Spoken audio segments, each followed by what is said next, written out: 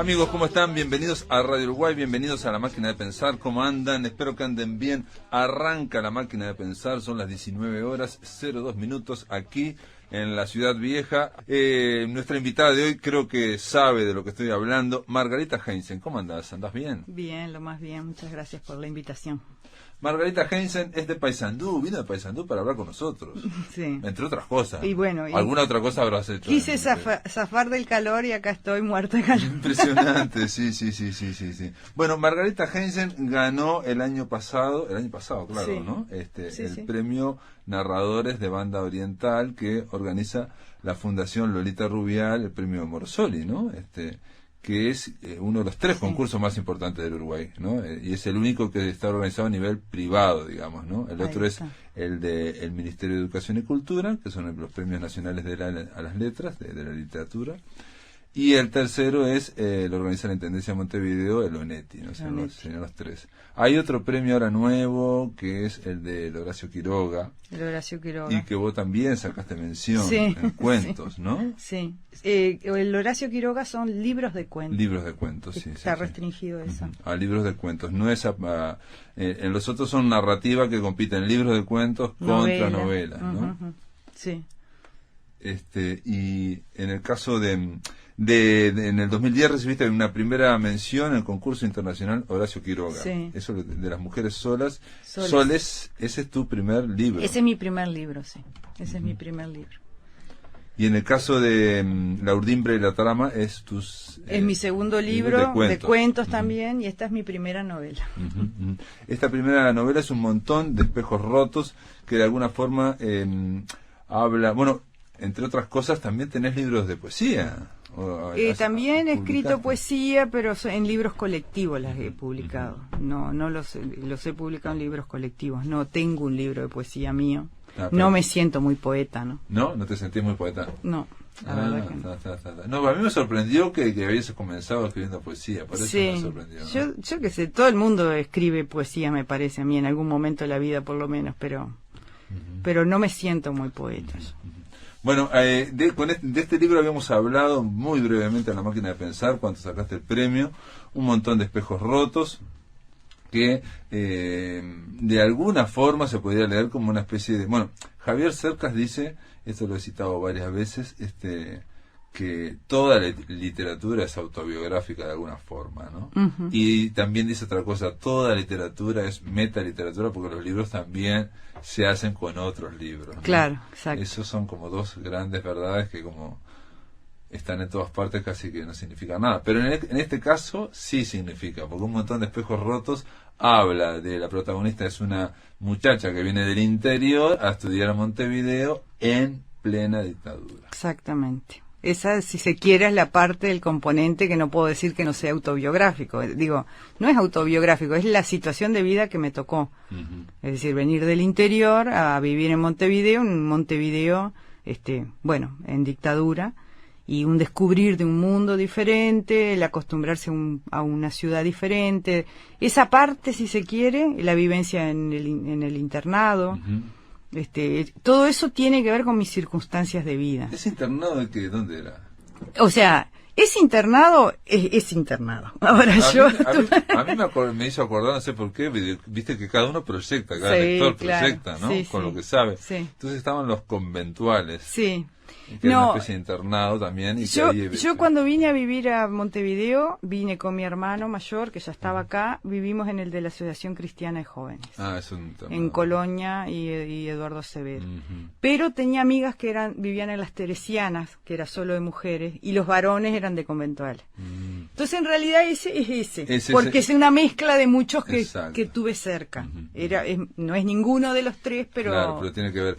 Obviamente vos usaste mucha, digamos, de tu memoria para escribir esta novela. Digamos. La empezaste a escribir en 2011, pero hay mucha memoria de muchos detalles de la vida, ¿no? Sí, de aquel Montevideo sobre todo. Yo creo que lo que más usé de mi memoria es aquel Montevideo, las calles, en la noche, ese tipo de imágenes que sí eran las que uno vivía cuando tenía que yo qué sé, lo de los teléfonos, de hacer cola en las cabinas telefónicas. Sí, o de que, por ejemplo, en el cordón hay en cada esquina hay un bar, un boliche. Un boliche, los plátanos, o sea, las calles con plátanos, que para mí, digo, son tan características de Montevideo. Esa parte sí, digamos, es como una recuperación de la memoria. Ahora, todo lo anecdótico, lo que hace a la historia, no, eso es ficción, digamos, no creo tampoco que la protagonista tenga muchas características mías, también es una mezcla de una cantidad de... No soy yo esa persona, por lo menos yo no me reconozco como esa.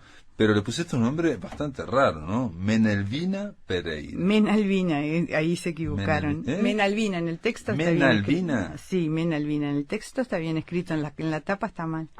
Bueno, pero es que le dicen Mena en muchos, sí, ¿no? Sí, Mena. Mena le dice. Sí, a mí los de los nombres, en mis cuentos también los nombres son raros, pero es como que a mí me surgen, como que cuando pienso el personaje va con el nombre, una especie de cosa así. Y bueno, y esta muchacha me salió con ese nombre. No, porque hay, por ejemplo, digamos, esta muchacha de alguna forma está atraída por un personaje que se llama Antonio Amenábar, ¿no? Sí. Y una cosa que me llamó la atención es que siempre que lo mencionás se le dice Antonio Amenábar por nombre y apellido, sí, ¿no?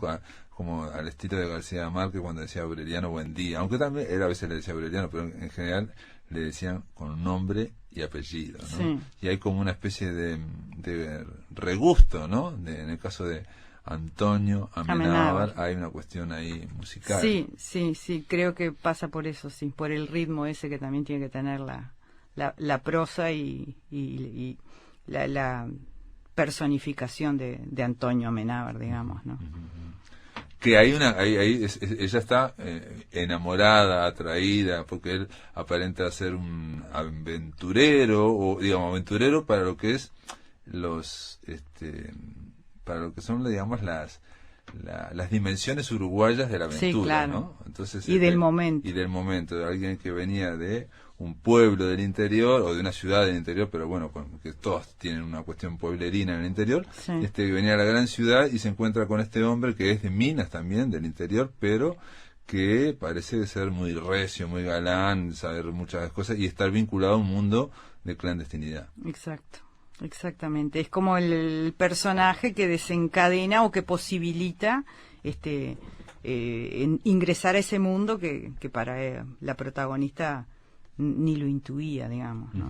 Bueno, es esa otra, digamos, la protagonista va como descubriendo de alguna forma lo que es la política, lo que es la dictadura, exacto, lo que es el autoritarismo, porque digamos, en su entorno no lo había visto de una forma muy clara. Sí, ella no venía de una familia muy politizada, a pesar de que el padre era sindicalista, digamos, ¿no? Ahí hay como una cosa que no está muy... Digo, ella sabía menos de lo que en realidad el padre se ve que no tenía una buena comunicación familiar, una cosa así. Y venía de una familia apolítica, por decirlo de alguna manera. Y ella empieza a tomar conciencia viniendo a Montevideo, qué es lo que está pasando. Y a su vez yo pienso, ahí sí que el padre, por más que no hablara mucho, no comunicara, le había transmitido la sensibilidad social, porque esos descubrimientos se hacen si uno también tiene alguna base de de algo. Sí, pienso. Un poco lo trabajé por ese lado. De todas formas, en toda la novela es como que hay una opacidad, ¿no? Ella tiene una relación medio opaca con el padre, con la madre también, tiene una relación opaca con cierto entorno. Por eso, digamos, yo pensé en que era también hecho como el panorama de lo que era la oscura noche de la dictadura. Había como una opacidad que también, a veces, yo leyendo tu libro pensaba que hay miles de historias en la dictadura y siempre se piensa que es la larga noche de los 12 años, por claro, que es toda una gran opacidad, y tampoco es así, digamos. No. Es la percepción esa que... Sí, y digamos, a mí me interesaba transmitir con el libro la atmósfera. O sea, como que la anécdota para mí, para ese libro, es como... Bueno, podía ser eso, podía ser otro. Historias había muchas para contar o para inventar, pero había que transmitir la atmósfera de lo que era vivir en esa época, que me parecía que era uno de los relatos que estaba faltando, porque tenemos relatos de la oscura noche de los 12 años, tenemos relatos heroicos, algunos, y no había de la gente común, lo que les tocó vivir. A mí me parece que todavía esa parte de la historia no se ha contado todavía. Puede ser, sí, hay una novela de Roberto Aprato que se llama Se hizo de noche, donde comienza de una forma porque él es muy autobiográfico, y comienza de una forma como muy fuerte, por lo menos yo lo recuerdo, que es, aquí se ha hablado de la dictadura, ¿no? De la dictadura, que todo Uruguay está bajo la dictadura, pero no ha sido así, dice. Aquí hubo una dictadura que hubo gente que votó al Frente Amplio, 300.000 personas, que la sufrieron de una forma diferente a los que no votaron al Frente Amplio, ¿no? Exacto. Entonces yo voy a hablar de eso, dice, ¿no? Y que no fueron ni al encierro, ni al destierro, que se quedaron aquí, y que, bueno, Que lo que yo digo, hubo que armar la vida, ahí sí me incluyo, yo viví esa época, tuvimos que armar la vida con las coordenadas de ese momento, y tuvimos las oportunidades que hubo. Ahora, algunos la vivimos de cierta manera, donde el miedo prevalecía y todo lo demás, y otra gente, por ejemplo, amigas contemporáneas del pueblo, que después de que yo presenté este libro me decía, yo nunca pasé miedo. Claro.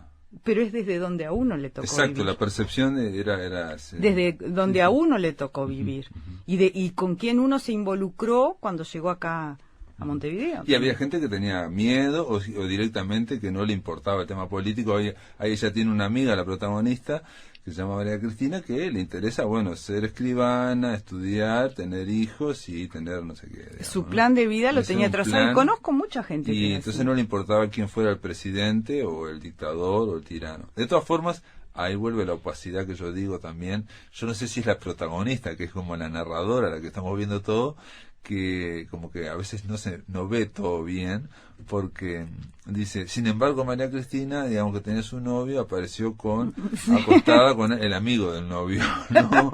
Entonces dice, yo no conocía su alma, es una nueva María Cristina, jamás lo había sospechado. Esto es una cosa muy chica que hay en la novela, digamos, pero la traigo porque ella se va sorprendiendo, porque claro, se ven caras y no se ven corazones. O sea, yo creo que el tema es que el descubrimiento de ella es a todo nivel, es como un caleidoscopio, una cosa así. O sea, hay una dimensión que es la política, que ella la va descubriendo, pero también en las almas humanas ella va haciendo esos descubrimientos. Claro. Y entonces su crecimiento va por todas esas dimensiones, hasta que llega el momento de que, se retira y tanto se agobia con todo eso que no lo puede. No, termina incluso, digamos, intrigada por su propia alma, ¿no? O sea, claro, hasta qué punto yo no sabía que mis límites, ¿no? Se sorprende, digamos, como que es lo que un poco, Horacio Cavallo cita a Borges, y yo me acordaba también de que la famosa frase de Borges, que es muy súper, como es, aventurera también, que dice que hay un momento en la vida de todo hombre, de toda persona, de toda mujer, que sabe en ese momento de una vez para todas quién es. ¿No? Pero eso es una forma como reducir toda la vida a un momento, claro. ¿No? Entonces en ese momento sabes si sos cobarde, si no sos cobarde, si sos tal cosa, y cosa que no podemos saberlo hasta que estás en ese momento. Es una cosa muy aventurera de Borges. Yo no creo que la vida sea exactamente así, no creo que se resuma todo. Pero muy literario, queda lindo. Queda lindo, pero digamos lo traigo a colación porque toda la experiencia que va atravesando la protagonista es básicamente para eso, para conocerse a sí misma, y cuando se conoce no se gusta totalmente también. Exactamente. Y y toma decisiones, que esa es la otro tema que a mí me parece que está ahí, el tema de las decisiones que uno toma en determinados momentos y que después te condicionan el resto de lo que viene para adelante en la vida de cualquiera. Ese asunto digamos, de los momentos claves, como vos decís, qué es lo que uno decide, y eso te marca para adelante. De todas formas, vos a esta novela te viste como impulsado, te viste obligada ante vos misma para escribir una especie de postdata, post-scriptum al final, digamos, que está por fuera de la novela, para decir cómo la creaste, y ya lo habíamos hablado con la máquina de pensar cuando te llamé por teléfono, pero quería hablar eso de nuevo porque me pasó esto. Estuvo aquí Mauricio Almada hablando de su libro La última cárcel del pueblo, y que es de la última cárcel del MLN, cuando la derrota definitiva, y en su libro él entrevistó a las niñas que vivían en esa cárcel del pueblo. Son 4 niñas, y con sus padres, ¿no? De hecho, nadie pensaba que en Juan Polié había, porque eran 4 niñas divinas y, digamos, vos las veías, ¿no? En la varilla, y cómo esas 4 niñas vivían adentro con la cárcel del pueblo y no decían nada, ¿no? Entonces, una de ellas le dice que, bueno, que siempre estuvo a favor de los padres contra los militares, y aparte estuvieron presos los padres, en fin, hasta que una de ellas tuvo su hija y vio su hija con la misma edad que ella tenía cuando estaba en la cárcel, con 7 años. Entonces le vino una rabia hacia la madre y hacia el padre: ¿cómo me hicieron eso a mí? Como si yo le hiciera eso. Y al mismo tiempo estuve hablando con otras personas, digamos, de otra cuestión, de una investigación que estaba haciendo, y uno de ellos me dice exactamente lo mismo, que era hijo de un dirigente del MLN que fue asesinado el 14 de abril, y siempre lo estuvo a favor de su padre, hasta que tuvo su hijo, y un día viendo a su hijo, cuando llegó su hijo a la misma edad que tenía él, le vino una furia contra el padre, dice: ¿cómo me pudo hacer esto? En fin, no sé cuándo. ¿Y por qué estoy contando todo esto largo? Porque Margarita Heinzen en un momento vio a su hija con una edad similar y le dijo, vos le dijiste: andá con la cédula. Sí, es cierto. Eso es fue como el detonante, porque en mi casa siempre se habló de política. O sea, yo lo que quedé fue como sorprendida también de que ella no entendiera ¿Por qué tenía que salir? Vos le dijiste: salí con la cédula, y ella, esto fue en el 2011, 2010, y no entendía por qué le estabas diciendo eso. Claro, y yo digo, a nosotros no se nos ocurría no salir con la cédula, era así, la posibilidad de no volver. Exacto. Porque era así. Y entonces yo digo, ¿cuántas cosas, aún en familias que se hablaba de política, como era mi casa, como es mi casa, cómo hay cantidad de cosas que no les pudo contar, no les pudo transmitir, que es un poco este asunto de la atmósfera que yo decía, ¿no? De cómo se vivía ese asunto. ¿Y vos crees que, perdón, esto no tiene nada que ver con el libro, pero vos digamos, crees que no le podemos transmitir o no queremos hablar de eso? No, yo no es que no quiera hablar de eso, a mí me parece que no le podemos, que no le hemos podido transmitir, o que nos hemos quedado mucho en la narración de los hechos y la parte de la sensibilidad, de las vivencias, bueno, la damos por sabido. Sí, puede ser. Sí. A mí, por lo menos con mis hijos, me ha pasado en otros aspectos, ¿no? No solamente en esto político, de que yo doy por sentado de que ellos saben cosas, pero que en realidad soy yo la que los viví. Claro. Bueno, y esa también puede ser una de las funciones del arte, de la literatura, que es mostrar la parte, digamos, de la sensibilidad, cosa que la historia no tiene por qué mostrarla, ¿no? Digamos, lógicamente es un relato que la historia pasó esto, Uruguay fue en su momento el país que tenía más presos por habitante, digamos, ¿no? Uruguay se convirtió en una gran comisaría donde todo estaba súper tranquilo, sobre todo en el interior estaba todo dominado, todo controlado. No se movía una baldosa, ¿no? Porque la gente a su vez estaba lleno, es una de las constantes de un montón de espejos rotos, el miedo que tiene la protagonista a los tiras, a los que están infiltrados, ¿no? Una y otra vez, eso era una constante, digamos, por lo menos en nuestra vida, en la época que yo estaba ahí en la universidad, bueno, que tenía trabajo un poco más de trabajo militante que el que tiene la protagonista, y ese miedo de que nunca sabías con quién estabas hablando, hasta ibas muy al tanteo conociendo a la gente, jamás decir quién te gusta, ni siquiera la música que te gustaba. Todo ese tipo de cosas, sí, como una especie de autocensura y una autovigilancia. Exacto. En cuanto a no porque estaba esa historia de, por ejemplo, yo me acuerdo de que se decían unas cosas diciendo: cuidado los tacheros que hablan mucho. Claro, que te buscaban la boca. Porque el verdadero tachero, el de oficio, me acuerdo que va silencioso, aquel que empieza a hablar como hablan los taxistas ahora, porque ahora los taxistas algunos hablan, otros no hablan, ¿no? Pero se suponía que los taxistas que hablaban eran tiras, digamos, eran ¿cómo se llama? Espías, yo qué sé, no sé, colaboraban con la dictadura.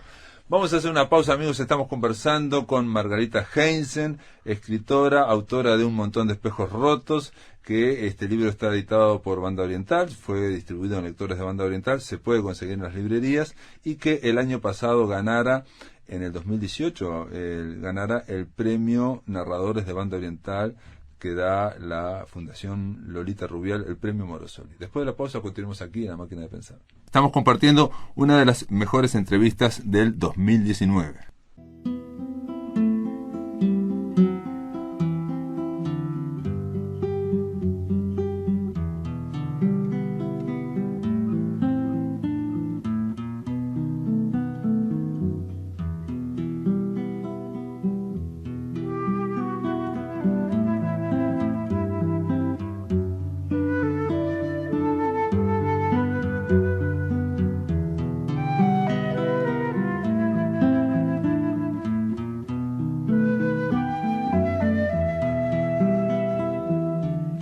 Qué lejos está mi tierra y sin embargo qué cerca,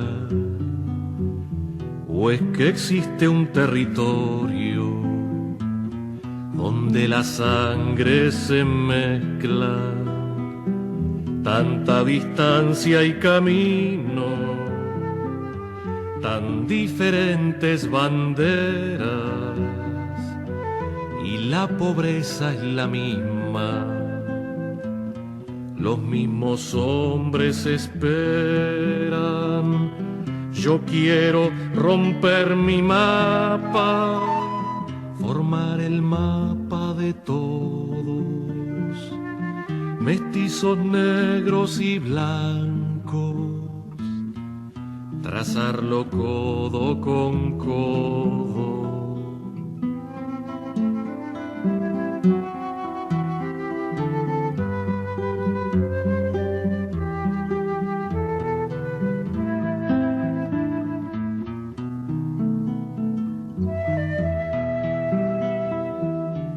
Los ríos son como venas de un cuerpo entero extendido, y es el color de la tierra, la sangre de los caídos. No somos los extranjeros son otros. Son ellos los mercaderes y los esclavos nosotros. Yo quiero romper la vida, como cambiarla quisiera. Ayúdeme, compañero,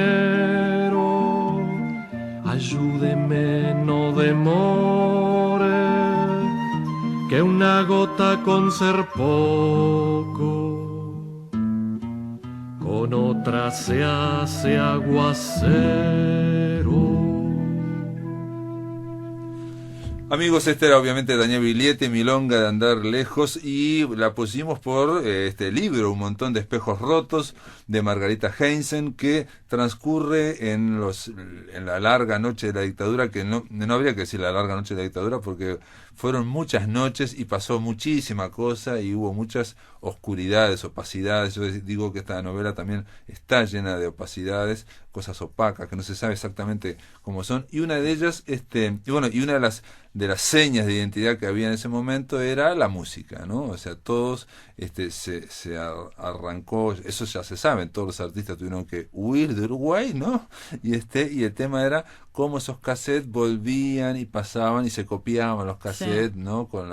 Lo mismo un poco pasaba, yo estaba, digamos, en España y pasaba lo mismo, ¿no? O sea, llegaba un cassette y todo el mundo lo copiaba para mirar tal cosa y tal otra, ¿no? Sí. Y aparte te llegaban las cosas, y eso le pasa a la protagonista también, al estar todo bajo, digamos, no permitido, la música te llega no al mismo momento, ¿me explico? Claro, o sea, sí. uno se entera de unas canciones que habían sido editadas en el año 73, Sí, ponele, en el año 79 o algo así, digamos. Exacto. A mí me pasó de descubrir a Rubén Rada, Las Manzanas, no sé qué, y en el 80, en un cassette que venía, ¿me explico? En un popurrí. Sí.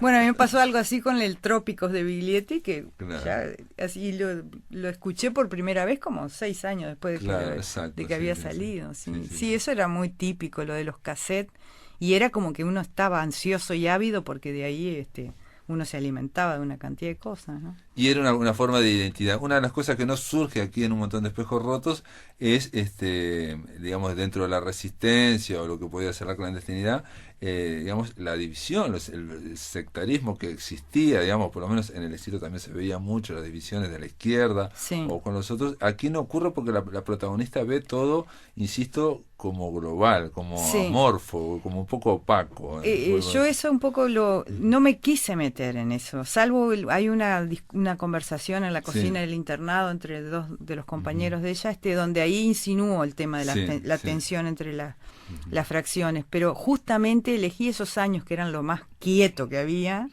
porque no quise meterme en ese tema que es tan delicado y que no se ha hablado mucho. Sí, digamos, entonces, esas divisiones entre comunistas, socialistas y yo lo insinúo, exactamente, y que sus caminos eran muy diferentes y eran irreconciliables. Capaz que acá, cuando empezó la apertura, la magnitud del enemigo común nos hizo como pasar por arriba de esas diferencias, ¿no? Pero justamente yo no quise meterme, aunque insinúo que había esos problemas. Mencionás lo que sí se menciona a nivel cotidiano, y es algo que estamos hablando, que es las categorías en que el Estado uruguayo le ponía a la gente, ¿no? A, B y C. A eran los ciudadanos probos, demócratas, o sea, que estaban por fuera así, impolutos. Los B, típico uruguayo, podían tener problemas o no, son los que no eran tan claros. Y las C eran destitución. Exacto. ¿No? Destitución, te sacaban el pasaporte, no podías alquilar con garantía de la Contaduría General de la Nación, todo ese tipo de cosas. Y creo que eso, si uno lo mira ahora con el correr del tiempo, es algo horrendo, pero que uno, el que lo vivió, que lo vivía y que uno esperaba el certificado de fe democrática, lo integrabas a la vida, volvemos a lo mismo del principio. Pero si uno ahora se pone a pensar que te categoricen por lo que pensás o por tus antecedentes... No, pero aparte lo terrible, como toda burocracia, es kafkiana. En el fondo siempre hay un gran toque de arbitrariedad, digamos, ¿no? Porque ¿cómo sabemos que fulanito es, digamos, C, ¿no? O una B. Claro, ¿no? Los C eran más claros, ¿no? Los C eran si habías estado preso, si habías tenido un cargo político, habías estado en una lista de la izquierda, era C. Exacto, una lista, porque el tema de la lista, que en Uruguay hasta el día de hoy las listas, no sé por qué, pero eso lo he discutido, tienen 200 nombres, por ejemplo, ¿no? Hay que juntar 180 nombres, por ejemplo. Y entonces, más en el interior, muchas veces la gente da el nombre y no tenía nada que ver con esa lista, por ejemplo, ¿no? O sea, en la democracia ocurría eso, digamos, ¿no? Sí. Pero después viene la dictadura y alguien para hundir a ese dice, mira, estaba en el número 123 en quinto suplente. Sí. Y entonces es una C. Claro. Y a ese tipo le caían con todo y no sabía. Yo conozco un caso de una que estaba en España, exiliada, de alguien que era una inspectora de allá de Río Negro, y ella jamás se había metido en absolutamente nada. No se sabía lo que pensaba esa mujer, ¿no? Y de repente le salió la C y la instituyó. Y aparentemente era porque había firmado una solicitud para algo en algún momento que había sido publicada, y alguien se había tomado desde Fray Bentos, había hecho el trabajo de encontrarla, de buscarla y de presentarla. Cualquiera podía ser justamente tu censor, un poco como la Inquisición, ¿no? Bastaba la denuncia para que corrieran contra vos. Y ahí se mueven las cosas muy negativas que no son políticas, son envidia, sobre todo en el interior. Por supuesto. ¿No?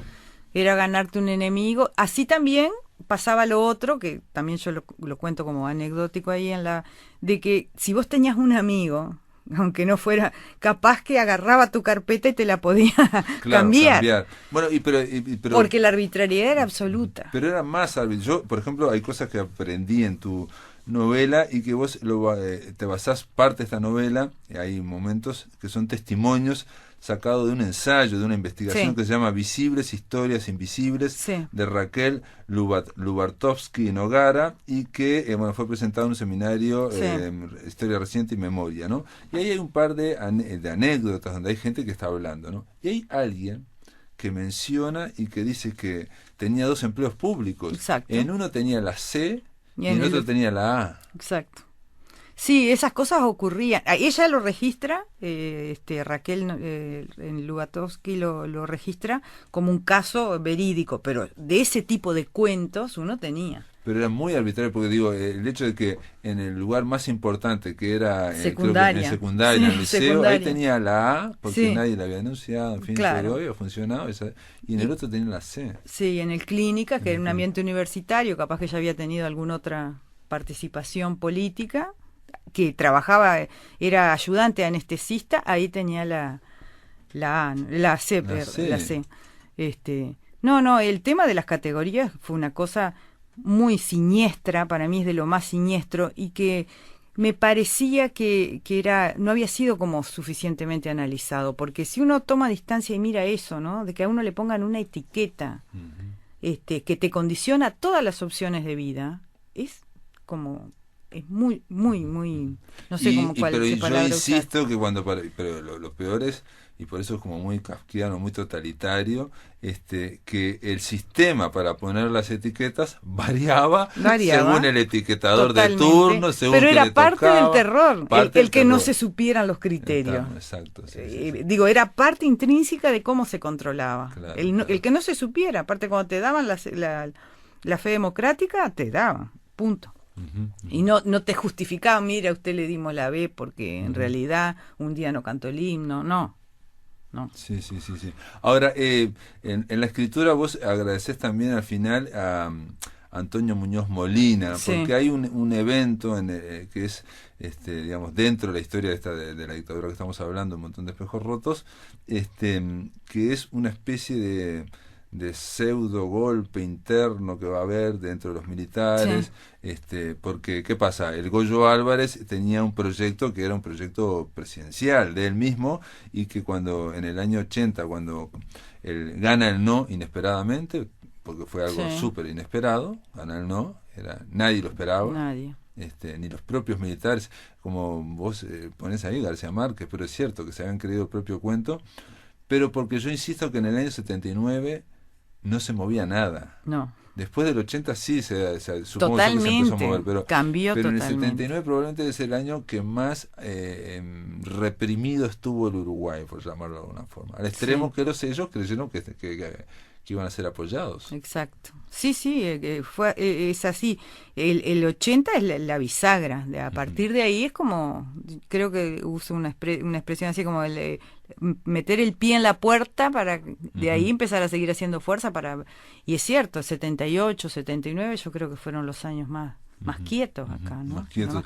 Ahora, el nudo de la ficción, el argumento, hay una cuestión ahí que obviamente vos me decías que hasta Nelson Caula te lo preguntó, si eso había ocurrido o no había ocurrido, porque en la historia secreta, oscura, opaca de la dictadura puede haber ocurrido, ¿no? Nosotros no sabemos bien cómo pensaban los militares, no sabemos bien lo que pasaba, y obviamente es un colectivo donde hay mucha gente y donde había y sigue habiendo tendencias, igual que en cualquier otro colectivo, y bueno, y lo que se plantea en la novela es la posibilidad de que un sector opuesto al Goyo se alía con algunos líderes políticos para dar un golpe, digamos, para desplazarlo al Goyo Álvarez y hacer una cuestión de transición y luego llamar a la elección. Claro, porque Argentina también había perdido las Malvinas y entonces todo eso iba a abrir. Hay otra novela escrita en el interior, pero en soriano en este caso, Entusiasmo Sublime, que yo creo que es la primera que nos muestra cómo alguien que es pobre se mete en la policía por la pobreza y después se mete en el ejército, y te muestra cómo adentro no era lo mismo ser soldado que oficial, o estar en la policía, había distintos, y entonces había de todo, había esta gente que era anarquista, o sea, me refiero que lo que logra Entusiasmo Sublime es dejar de ver todos como una uniformidad, como los milicos, los milicos, eso que se ha caído muchísimo, digamos, todos hemos caído, y Animal Literario más, y lo que logra es mostrarte que no, que es un colectivo de uruguayos que hay con muchas diferencias y motivaciones. Sí, claro. Muy bien, vamos a hacer una pausa, amigos. Estamos hablando con Margarita Heinzen, ella vino a Paysandú para hablar de un montón de espejos rotos. Después de la pausa continuamos aquí en La Máquina de Pensar. Gente, seguimos en La Máquina de Pensar compartiendo lo mejor del año 2019. Amigos, continuamos en La Máquina de Pensar. Estamos conversando con Margarita Heinzen en torno a su novela Un montón de espejos rotos, que ganó el premio Narradores de Banda Oriental que otorga la Fundación Lolita Rubial, el premio Morosoli que se da ahí en Minas y que se da una vez al año. Ahora supongo yo que debe estar también ya a punto de digamos, recibiendo nuevos trabajos. Generalmente es hasta marzo.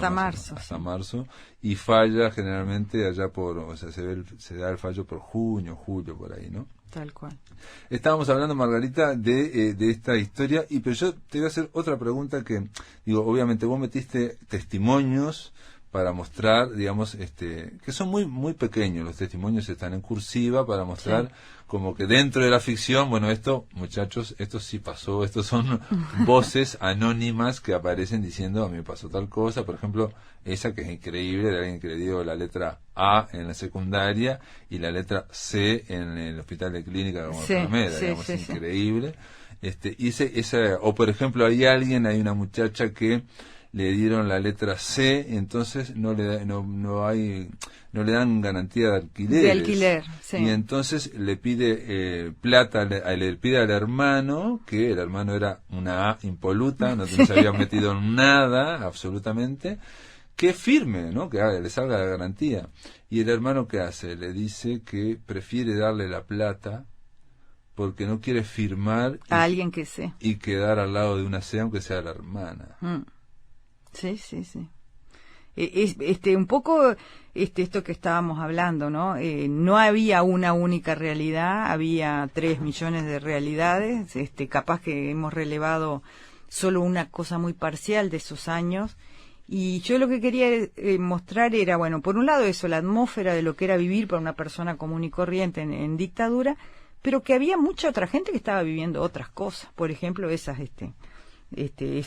anécdotas o testimonios que yo trato de intercalar, desde gente muy indiferente, que para él no le cambió nada, por más que tenía las señales, como ahí uno de los testimonios, un muchacho que él dice, no, a mí no me cambió nada, pero resulta que tuvo que dejar de estudiar porque en la universidad no le arreglaban los horarios y tenía que trabajar, que vio un secuestro, pero no, él nunca vio nada. Sí, es un poco, digamos, voy a ser muy duro y muy sintético, pero es aquella gente que decía, por algo será. Por algo será, sí. Algo habrá hecho. Algo habrán hecho, algo digamos, habrán hecho. Será una exageración, no sé qué, pero algo, digamos, porque no es muy duro también creer que el gobierno, el Estado está actuando contra gente que no hace absolutamente nada. Claro, ¿no? claro, porque es lo que comentábamos, si realmente te das cuenta de que eso es así, algo tenés que hacer. Y había gente que no tenía, no quería hacer algo. Eso te obliga, digamos, si vos te das cuenta que es una tiranía absoluta y que te puede pasar a vos,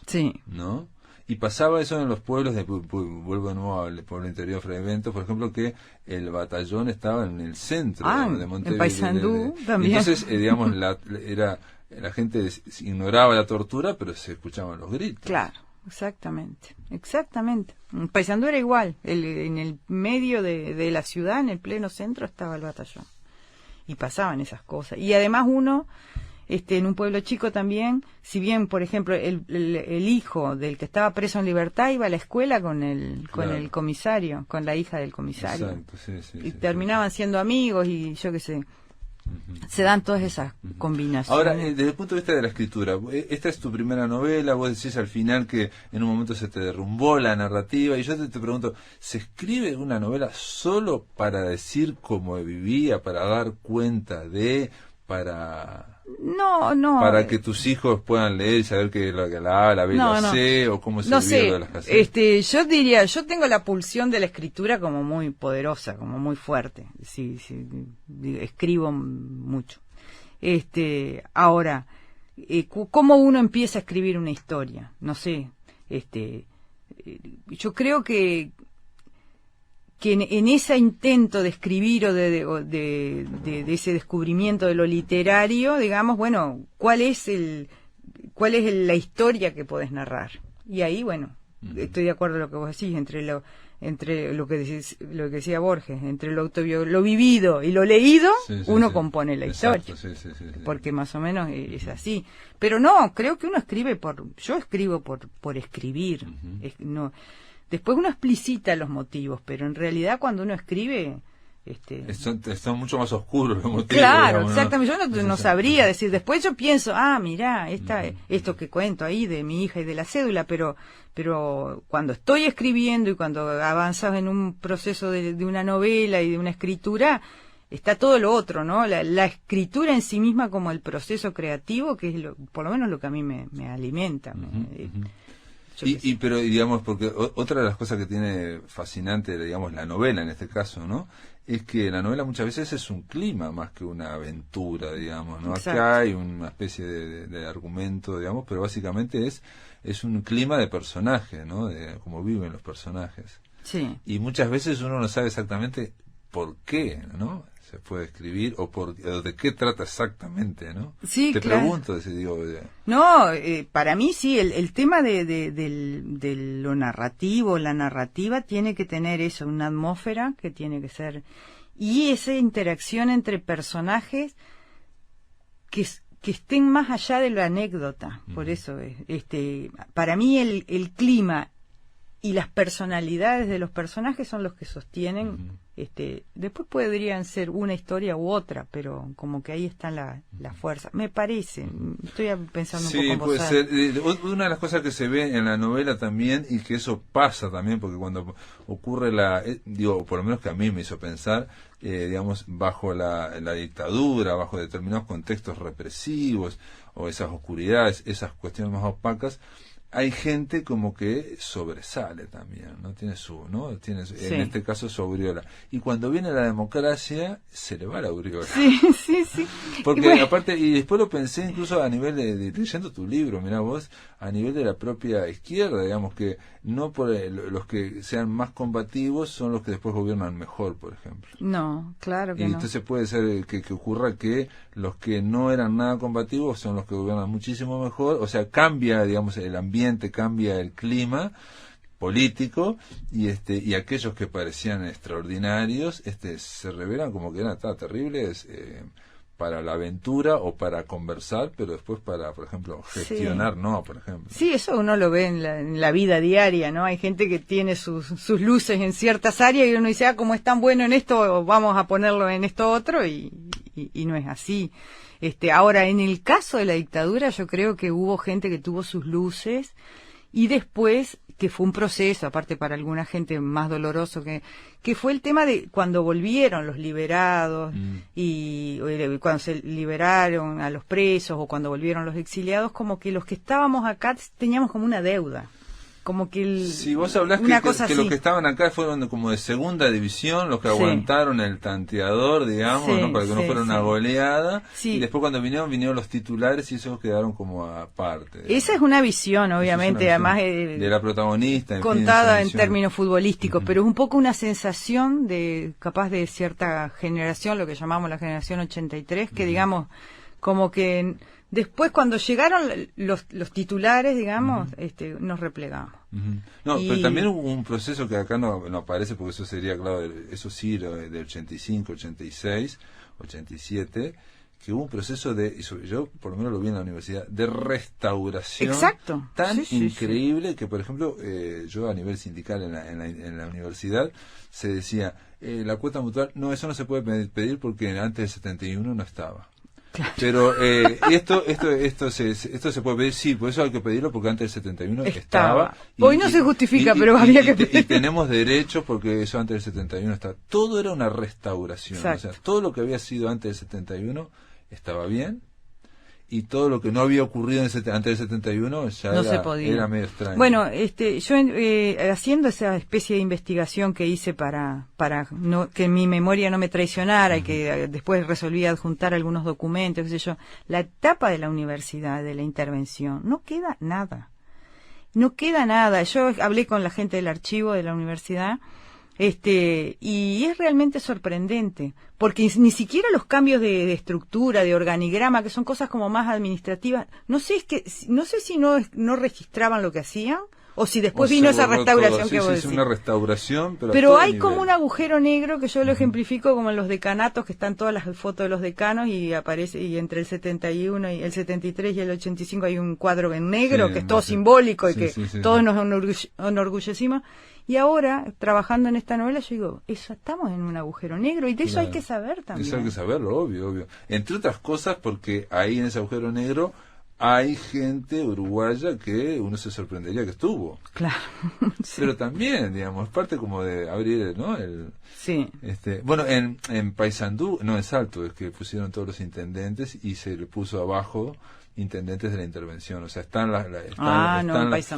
los cuadros, pero se dice de la intervención, ¿no? En la sala.